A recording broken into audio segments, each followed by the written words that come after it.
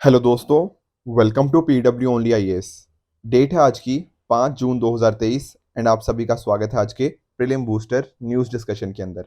देखिए, आप जानते हो आज 5 जून है तो आज वर्ल्ड इन्वायरमेंट डे भी है, राइट। हर साल ये 5 जून को सेलिब्रेट किया जाता है ताकि लोगों के अंदर एक तरह की अवेयरनेस हम क्रिएट कर पाएँ regarding the protection of the environment. तो हमें सभी को डेफिनेटली इस बारे में पता होना चाहिए एंड कोशिश करनी चाहिए अपने एनवायरनमेंट को पूरा क्लीन रखने की। साथ ही साथ यहाँ पे आप नोटिस कीजिए, जैसे जैसे मेंस नज़दीक आ रहा है तो हमारी टीम की तरफ से एक फ्री वर्कशॉप कंडक्ट करवाई जा रही है ऑन आंसर राइटिंग। ठीक है, जो 60 डेज हमारा मेन स्प्रिंट 2023 चल रहा है ना, उसके अंतर्गत ये फ्री वर्कशॉप है। यहाँ पर आज, कल और परसों यानी कि 5, 6 और 7 जून को कुछ बहुत ही इंपॉर्टेंट सेशंस हैं। जैसे 5 जून को कि कैसे हमें आंसर राइटिंग लिखनी करनी चाहिए, उसके कुछ एसेंशियल डिस्कस किए जाएंगे। 6 जून को यूपीएससी मेंस को कैसे हम डिकोड कर सकते हैं, लाइव आंसर राइटिंग प्रैक्टिस यहाँ पे क्लासेस के अंदर होगी। एंड साथ साथ एसए के रिगार्डिंग कैसे स्ट्रेटजी रहनी चाहिए, वो सारी बातें हम 7 जून को डिस्कस करेंगे। सर कहाँ पे करेंगे इन चीज़ों को डिस्कस? देखो, ये डिस्कशन होगी आपकी जो हमारा पटेल नगर के अंदर ऑफलाइन सेंटर है वहां पर, बिल्कुल मेट्रो स्टेशन के पास में ही है। तो वहां पर ये रोज शाम 5 बजे ये डिस्कशन होगी। तो मेक श्योर आप इसको ज्वाइन कीजिए। कुछ भी डाउट्स हैं तो आप नंबर्स पे हमें कांटेक्ट कर सकते हैं। बाकी आप वेबसाइट को भी विजिट कर सकते हैं pwonlyis.com पे, राइट। चलिए डिस्कस करना स्टार्ट करते हैं। देखिए, आप लोग कह रहे थे कुछ प्रैक्टिस क्वेश्चन वैसे हम डिस्कस करें जैसे कहीं ना कहीं यूपीएससी में पूछे जाते हैं। तो बिल्कुल ये ऐसा ही एक क्वेश्चन मैंने आपको आज के लिए बनाया है। इसको आपका होमवर्क रहेगा ये आप, राइट, मुझे आप नीचे कमेंट्स में बताओगे। इस टॉपिक को आज हम डिस्कस भी अच्छे से करेंगे। सिमिलरली एक सी सेट का क्वेश्चन भी प्रैक्टिस क्वेश्चन आपके लिए होमवर्क रहेगा। इसको भी आप मुझे क्वेश्चन का आंसर मुझे नीचे कमेंट्स में बताओगे। चलिए पहले टॉपिक की तरफ आगे बढ़ते हैं, that is the deemed university status. समझते हैं आखिर है क्या बात। देखो, अभी क्या हुआ है ना, सेंटर के द्वारा नई गाइडलाइंस इशू करी गई हैं for granting deemed university status. अब आपके दिमाग में आ रहा होगा, सर ये डीम्ड यूनिवर्सिटी आखिर होती क्या है, क्या मीनिंग है इसका? देखो, समझने की कोशिश करना। जब हम बात करते हैं ना हमारे यहाँ पे हायर एजुकेशन की, तो यहाँ पर आपको प्राइवेट यूनिवर्सिटीज भी देखने को मिलती हैं, ठीक है, और पब्लिक यूनिवर्सिटीज भी देखने को मिलती हैं। पब्लिक का मतलब क्या? पब्लिक का मतलब ये कि चाहे हमारी सेंट्रल गवर्नमेंट हो गया या फिर स्टेट गवर्नमेंट हो गया, उनके द्वारा इनको सपोर्ट किया जाता है। प्राइवेट यूनिवर्सिटीज वो यूनिवर्सिटीज होती हैं जिनको अलग अलग बॉडीज, अलग अलग सोसाइटीज वो यहाँ पे इनको सपोर्ट करती हैं। ऑन द अदर हैंड, जब मैं बात करता हूँ डीम्ड यूनिवर्सिटी की या फिर डीम्ड टू बी यूनिवर्सिटी, ये सेम ही बात होती है। इनको क्या होता है, यहाँ पर ना इनके पास कुछ ऑटोनॉमी होती है। कैसी ऑटोनॉमी सर? कि मान लो कोर्सेज कौन से ऑफर करने हैं, कैसे ऑफर करने हैं, क्या सिलेबस होना चाहिए, कितनी वो फीस लेंगे, एडमिशन का प्रोसेस क्या होगा, ये अलग अलग जो प्रोसेसेस होते हैं ना, इसके अंदर इनको पूरी की पूरी ऑटोनॉमी होती है जो डीम्ड यूनिवर्सिटीज की जब हम बात कर रहे हैं। आई बात समझ में? तो यूजीसी का एक तरीका होता है, मैं थोड़ा आपको वो बता देता हूँ। तो यूजीसी का एक्ट है 1956 का। यहाँ पर सेंट्रल गवर्नमेंट को प्रोवाइड किया गया कि किसी भी इंस्टीट्यूशन को वो डीम्ड टू बी यूनिवर्सिटी का स्टेटस दे सकते हैं। एक बार उनको मिल गया तो उनको डीम्ड टू बी यूनिवर्सिटी बताया जाएगा। साथ ही साथ ठीक है ना, तो ये जो रेगुलेशंस करी जाती हैं यूजीसी के द्वारा करी जाती हैं कि डिक्लेरेशन करना है, ऑफ कैंपस सेंटर वो बना सकते हैं, मिनिमम क्या स्टेटस होना चाहिए, ये सारी बातें हमें यहाँ पे देखने को मिल जाएंगी। अभी जो रेगुलेशंस थी ना, सबसे पहले डीम्ड टू बी यूनिवर्सिटी की 2010 में आई, फिर 16 में आई, फिर 19 में आई। अब हमने इसको रिवाइज किया है 2023 के अंदर। तो वो जो नई गाइडलाइंस आई है ना, उसी वजह से कहीं ना कहीं आज हम डीम्ड यूनिवर्सिटी को डिस्कस कर रहे हैं। तो थोड़ा सा देख लेते हैं। पहली बात तो हमने समझ ली कि हाँ, 2019 को रिप्लेस कर रही है गाइडलाइंस 2023 के अंदर जो आ रही हैं। अब यहाँ पर क्या है, पहले क्या होता था ना, जब 2019 की अगर हम गाइडलाइंस देखें तो एक कंडीशन थी। सर क्या कंडीशन थी? कंडीशन ये थी कि मान लो अगर एक कोई इंस्टीट्यूशन है, वो कम से कम 20 साल के लिए रन कर रहा है, उसके बाद वो डीम्ड यूनिवर्सिटी बन सकता था। पर आज के टाइम पर ऐसा केस नहीं है। अब नई गाइडलाइंस के हिसाब से अगर कोई 20 साल से पुरानी यूनिवर्सिटी भी है, पुराना इंस्टीट्यूशन भी है, वो भी अप्लाई कर सकता है डीम्ड यूनिवर्सिटी बनने के लिए। तो सर फोकस कैसे किया जाएगा? फोकस देखा जाएगा आपकी क्वालिटी के ऊपर। सिंपल सा मीनिंग समझो। मान लो ये एक एजुकेशन इंस्टीट्यूट है, ठीक है, अगर ये अच्छा काम कर रहा है तो इसको हम डीम्ड यूनिवर्सिटी का स्टेटस दे सकते हैं। ऐसा नहीं है कि 20 साल आपको काम करना जरूरी है।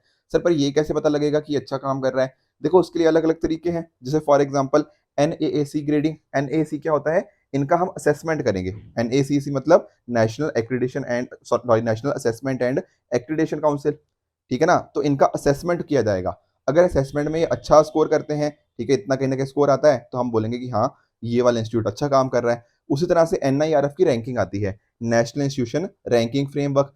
तो रैंकिंग के अगर अंदर इसका अगर स्कोर अच्छा आएगा तो डेफिनेटली हम उसको बोलेंगे हाँ यार इसको डीम्ड यूनिवर्सिटी बना देते हैं। उसी तरह से NBA की ग्रेडिंग होती है, नेशनल बोर्ड फॉर एक्रीडेशन, ये भी एक्रीडेशन चेक करता है। तो वहां पर भी अगर कहीं ना कहीं 2/3 एलिजिबल प्रोग्राम्स इन्होंने किए 3 कंसेक्टिव सालों के लिए, तो इनको भी वहां पे बना दिया जाएगा, डीम्ड यूनिवर्सिटी इनको बना सकते हैं। तो पॉइंट क्या है? पॉइंट ये है कि अगर कोई एजुकेशनल इंस्टीट्यूशन अच्छा काम कर रहा है तो उसको डीम्ड यूनिवर्सिटी बनना अब थोड़ा आसान हो चुका है। तो हमने यहाँ पे थोड़ा इजी किया है इन पर्टिकुलर गाइडलाइंस को, जिसको बोलते हैं ना लाइट बट टाइट, वो वाली रेगुलेशंस यहाँ पे हमने लाकर आने की कोशिश करी है। साथ में अगर आप नोटिस करो तो इस गाइडलाइंस के अंतर्गत ना एक चीज और मैंडेटरी करी गई है, वो क्या है कि इन पर्टिकुलर डीम्ड यूनिवर्सिटीज को क्या करना पड़ेगा, ABC के ऊपर रजिस्टर करना पड़ेगा, यानी कि एकेडमिक बैंक फॉर क्रेडिट के ऊपर रजिस्टर करना पड़ेगा। सर इसका मतलब क्या है एकेडमिक बैंक फॉर क्रेडिट का? देखो समझने की कोशिश करना। मान लो आप किसी कोर्स में एनरोल थे, ठीक है, अब उस कोर्स में आपने कुछ साल पढ़ाई करी, तो कुछ ना आपके क्रेडिट मिलते रहेंगे, आपका एक अकाउंट खुल जाएगा, ऐसा सिंपल समझो, वर्चुअल अकाउंट है, ठीक है, ऐसा नहीं है कि कोई बैंक अकाउंट खुल रहा है, एक मतलब वर्चुअल अकाउंट खुल रहा है, डिजिटल अकाउंट एक खुल रहा है। जितने देर आप पढ़ाई करोगे, मान लो आपने 1 साल पढ़ाई करी, आपका 4 साल का लेट से कोर्स था, तो 1 साल पढ़ाई करी तो 1/4 ऑफ द पॉइंट्स आपके कहीं ना कहीं अकेडमिक बैंक के अंदर क्रेडिट हो जाएंगे, आपको वहां पे मिल जाएंगे। फिर ऐसा भी तो हो सकता है कि मान लो आपको ये इंस्टीट्यूशन छोड़ना पड़ा किसी कारण की वजह से, कल को आप हो सकता है किसी और इंस्टीट्यूशन में ज्वाइन करना चाहते हो, किसी और कोर्स में ज्वाइन करना चाहते हो, पर आपने 1 साल तो पढ़ाई ऑलरेडी कर रखी है ना, तो ये वाले जो क्रेडिट्स है आप वहां पर यूज कर सकते हो। ऐसा नहीं होगा कि आपने 1 साल पढ़ाई करी है तो पूरा वेस्ट हो जाएगी अगर आप कुछ नया स्टार्ट करने जाओगे, नहीं, जितना भी आपने टाइम पढ़ा है ना वो वेस्ट नहीं जाएगा, उसको उन क्रेडिट्स को आप कहीं ना कहीं यूज कर सकते हो। तो ये होता है एकेडमिक बैंक ऑफ क्रेडिट का, जो हमारी न्यू एजुकेशन पॉलिसी आई थी ना, नेशनल एजुकेशन पॉलिसी, उसके अंतर्गत इसको बनाने की बात करी गई थी।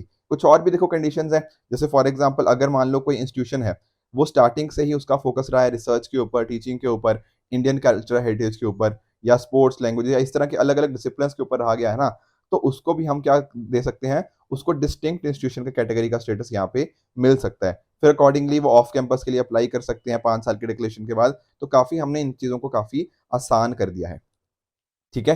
तो ये कुछ पॉइंट्स थे, बाकी इनके ऊपर फोकस यही है कि आप रिसर्च के ऊपर फोकस करो, क्वालिटी एक्सेलेंस के ऊपर फोकस करो।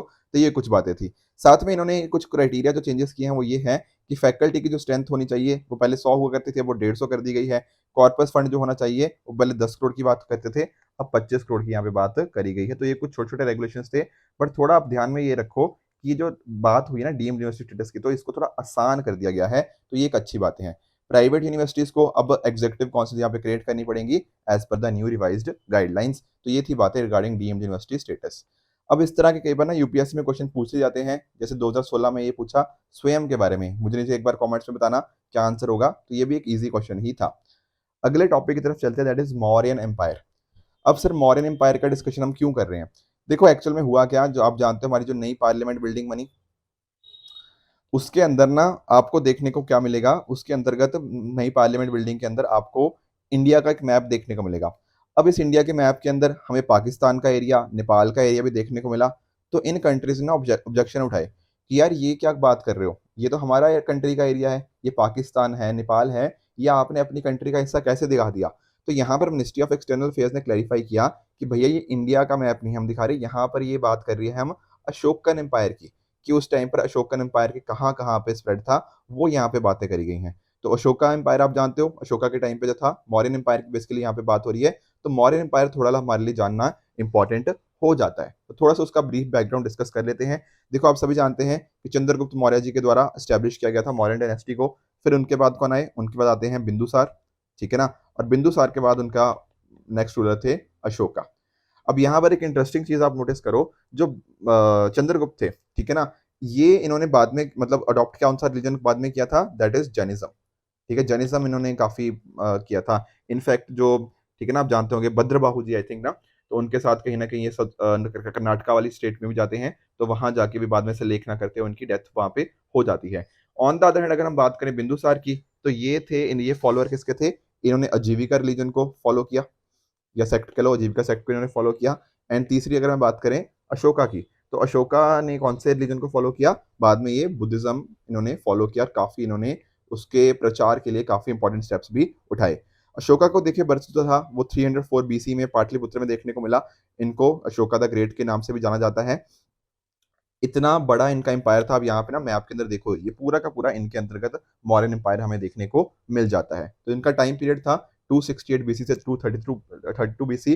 जो थर्ड बुद्धिस्ट काउंसिल थी उसको उन्होंने पैटर्नाइज किया और ये बुद्धिज्म के बहुत ही बड़े सपोर्टर थे। ठीक है, कलिंगा की युद्ध के बाद इन्होंने बुद्धिज्म में कन्वर्ट कर लिया एंड अपनी फिर लाइफ पूरी उसी में डिवोट करते रहे। साथ में इनके जो पिलर्स है ना, जो रॉक इंस्क्रिप्शंस हैं, इन वो काफी ज्यादा फेमस हैं। ठीक है ना, जैसे फॉर एग्जाम्पल उनके अंदर आपको जो नाम देखने को मिलता है वो देखने को मिलता है देवनम पिया पिया पिया दासी। ठीक है ना, तो बेसिकली कहने का मतलब बिलव्ड ऑफ द गॉड्स। ये एक्चुअली में अपना नाम नहीं लिखवाते थे एंड में, इनका था देवनम पिया, या इस तरह से वहां पे हमें मेंशन देखने को मिल जाता है। कुछ ऐसी जगह भी देखने को मिला जिन जहां पर इनका नाम था। ठीक है ना, जैसे मतलब ना कुछ ऐसे लोकेशंस भी हैं डेफिनेटली। तो ज्यादातर जो अशोका के इंस्क्रिप्शन है वो प्राकृत के अंदर देखने को मिले हैं एंड वो ब्रह्मी स्क्रिप्ट के अंदर देखने को मिले हैं। अब जो जेम्स प्रिंसेप थे उन्होंने एक बहुत ही इंपॉर्टेंट रोल प्ले किया इनके जो पिलर इंस्क्रिप्शन से, या फिर जो इन्होंने बातें बताई थी उनको कहीं ना कहीं डिसाइफर करने के अंदर। प्रिया दासी इनके साथ ही एसोसिएटेड है दीप वमसा के अंदर। दीप वमसा क्या है, श्रीलंका का हिस्टोरिकल रिकॉर्ड की यहाँ पे बात करी गई है। इसके अलावा मस्की हो गया, गुजर इंस्क्रिप्शन हो गया, तो ये कुछ बहुत इंपॉर्टेंट इंस्क्रिप्शन हमें यहाँ पे देखने को मिल जाते हैं। इनका धम्मा के कॉन्सेप्ट के अंदर काफी बिलीव करते थे। ये कोई अपने आप में रिलीजन नहीं था, ये अपने आप में एक कोड ऑफ कंडक्ट की यहाँ पे बात करते थे। तो जो इन्होंने जो बात करते थे ना अपने जो पिलर्स के थ्रू, वहां पर बात यही करते थे कि मैसेज पहुंचाते थे एक तरह से। ठीक है ना, लोगों तक मैसेज पहुंचाने का एक तरीका था कि कैसे शांति रहे पूरे एरिया के अंदर। तो ये बातें हमें देखने को मिल जाती हैं। साथ में ही इन्होंने धम्म महात्मा को भी अपॉइंट किया, जो कि जगह जगह जाते थे, धम्मा के बारे में बताते थे। तो ये कुछ इंपॉर्टेंट पॉइंट्स है with regards to Mauryan empire. Next topic की तरफ बढ़ते हैं, that is NDRF, national disaster response force. Odisha के अंदर आप देखिए एक बहुत ही इंपॉर्टेंट, मतलब बहुत ही मतलब हर्टफुल एक इंसिडेंट देखने को मिला है, जहां पर बहुत सारे लोगों की डेथ हुई है। ठीक है, ट्रेन इंसिडेंट आप जानते हो। ठीक है, इस बारे में हमने डिस्कशन भी किया है थोड़ा, और भी मैं कभी और डिस्कशन कर लूंगा इसके बारे में। पर इंपॉर्टेंट चीज थोड़ा ना हम एनडीआरएफ के बारे में रिवाइज कर लेते हैं। नेशनल डिजास्टर रिस्पॉन्स फोर्स आखिर होती क्या है। देखो, एनडीआरएफ को कॉन्स्टिट्यूट किया गया था 2006 के अंदर।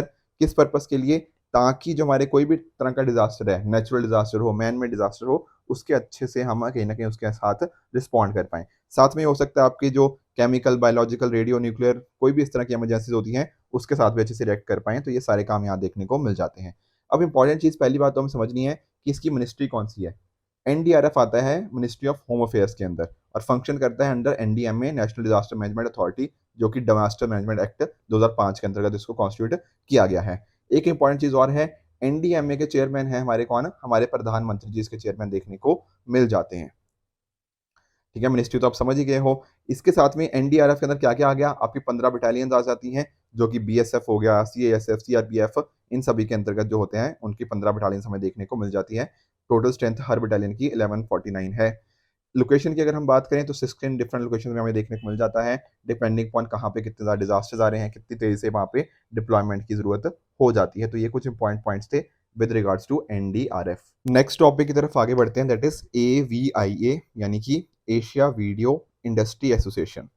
अब यहाँ पर आप सोच रहे होंगे सर ये मीनिंग क्या है।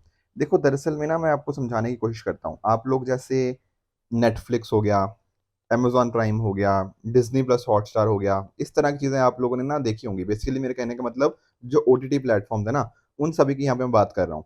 जो एशिया और पैसिफिक वाला जो रीजन है उसके रिगार्डिंग ट्रेड एसोसिएशन है इन वीडियो इंडस्ट्री और इकोसिस्टम की। तो ये भी जो इसको सारे को क्या कह सकते हैं हम, एक तरह का वीडियो इंडस्ट्री का इकोसिस्टम कह सकते हैं। तो इसकी एक तरह की ट्रेड एसोसिएशन है। अब मान लो अगर इंडिया को डील करना हो इन पर्टिकुलर चीज़ों के साथ, तो क्या होगा ना, हम एविया के साथ कहीं ना कहीं बीच में डिस्कशन करेंगे। Getting the point. कल को हो सकता है कुछ चेंजेस लेकर आने हो, तो एविया जो है वो साथ में इन पर्टिकुलर इस पर्टिकुलर इंडस्ट्री की एक एसोसिएशन की तरह काम करती है। तो इन्होंने कुछ यहाँ पे बताया है कि कैसे hundreds and millions of Indians rely करते हैं इन सभी चीज़ों के ऊपर। तो उस वो इतना इंपॉर्टेंट नहीं है हमारे लिए। हमारे लिए एविया के बारे में समझना इंपॉर्टेंट था, जो हम थोड़ा जान भी चुके हैं। इसको स्टैब्लिश किया गया था 1991 के अंदर, ताकि एक तरह से जो वीडियो इंडस्ट्री है स्ट्रॉगर हो पाए, हेल्थियर हो पाए, और साथ में कॉपरेशन हो पाए। ठीक है ना, एशिया पैसिफिक के अंदर ये पूरा देखने को मिल जाता है।